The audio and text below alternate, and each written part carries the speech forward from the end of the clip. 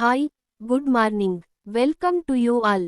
ఈ రోజు మనం ఇండియాలో ఉన్న ప్రస్తుత యువత, మెరుగైన ఉపాధి అవకాశాలు, మరియు ప్రస్తుతం ఎక్స్‌ప్లాయిట్ చేయబడుతున్న రాజకీయ నాయకుల ప్రభావాన్ని దాటుకుని ఖచ్చితంగా ముందుకు సాగేందుకు ఒక సానుకూల ప్రయత్నం చేద్దాం.